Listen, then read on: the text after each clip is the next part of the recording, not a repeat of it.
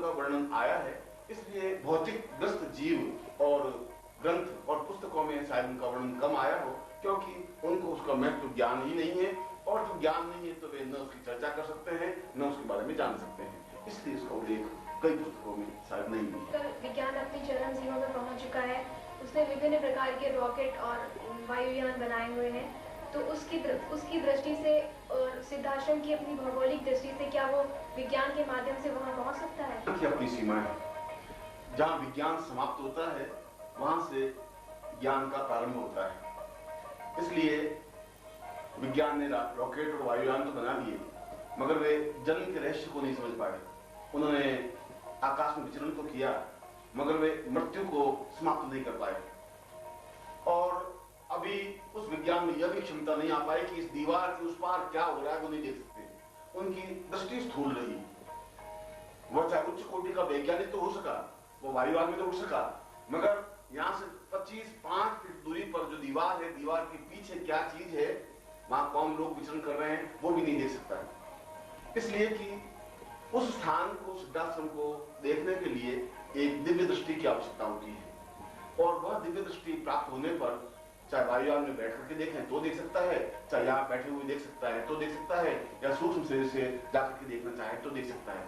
क्योंकि यह स्थान मानसरोवर कैलाश पर्वत के आगे करीब 160 मील दूरी पर उत्तर पूर्व में स्थित है, जो चारों तरफ उच्च कोटि की पहाड़ियों और कैलाश के कुछ भूभाग से स्थित है। यदि आपने कभी मानसरोवर की यात्रा की हो तो उसका एक भाग मानसरोवर है, एक भाग कैलाश पर्वत है, उसके अंतिम भाग में ब्रह्म सरोवर है, और उसके एक भाग में विष्णु तीर्थ है। इसलिए रुद्र, ब्रह्म, विष्णु और मानसरोवर, इन चारों स्थानों के बीच का जो भूखंड है वह सिद्धाश्रम है, जिसको वायुयान के माध्यम से देखना संभव नहीं है, रॉकेट के माध्यम से देखना संभव नहीं है। वह केवल सूक्ष्म शरीर के माध्यम से, सूक्ष्म प्राणों के माध्यम से या दिव्य दृष्टि के माध्यम से ही देखा जा सकता है या पहुंचा जा सकता है। इसीलिए वैज्ञानिकों की आंख एक चरम चक्षु है, और ये आंख उस सिद्धाश्रम को नहीं देख सकती।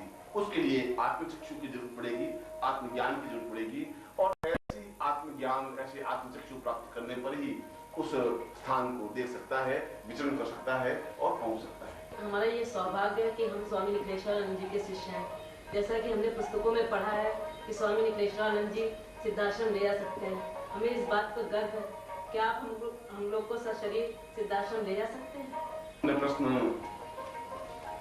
व्यक्तिगत कर लिया है, और मैं इस प्रश्न से बचना चाहता था। मेरा सन्यासी जीवन बड़ा तेजस्वी और उग्र रहा है, और बड़ा प्रचंड रहा है, और सारा हिमालय और हिमालय का कण कण मेरे निखिलेश्वरानंद के नाम से और मेरे व्यक्तित्व से परिचित है।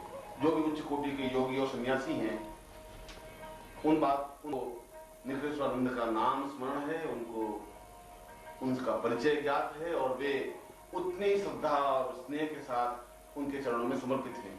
हिमालय का ऊंचे से ऊंचा योगी भी इस बात को सौभाग्य मानता था कि यदि हमें जीवन में निखिलेश्वरानंद जी शिष्य मान ले। वह तो मेरा एक सन्यासी रूप था, और सन्यासियों की कसौटी अलग होती है, और आप लोग गृहस्थ हैं, और गृहस्थ में भी मैं अपने आप को अपने इस रूप से बचाना ही चाहता था, अलग रखना चाहता था, और एक सामान्य जीवन ही व्यतीत करता हूं, मगर कोई अपने आप को छुपा सकता नहीं। इसलिए तुमने प्रश्न किया कि क्या आप हमें सिद्धाश्रम ले जा सकते हैं, और मेरा प्रश्न तो यह है कि क्या आप मेरे साथ सिद्धाश्रम चलने के लिए तैयार हैं? अगर तैयार हैं तो कोई कठिन और दुष्कर कार्य नहीं है। इसका उत्तर मैं पहले ही दे चुका हूं कि उसमें श्रद्धा हो, समर्पण हो, और अपने आप में पूर्णता के साथ उसमें लीन हो जाने की क्रिया हो।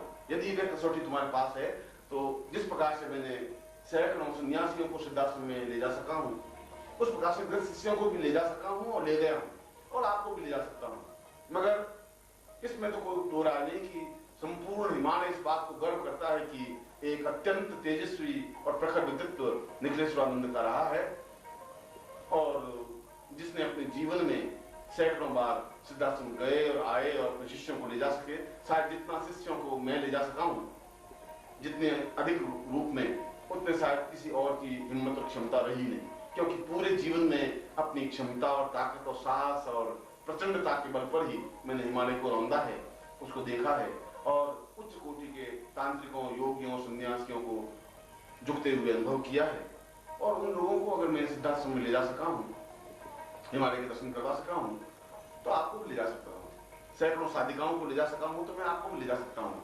मगर वहां के जो सिद्धाश्रम के योगी हैं, वे अत्यंत परेशान हैं कि आप सारे शिष्यों को उठा के यहाँ ले आएंगे तो ये सिद्धाश्रम की हालत क्या हो जाएगी। मगर मैं इस बात की चिंता करता नहीं।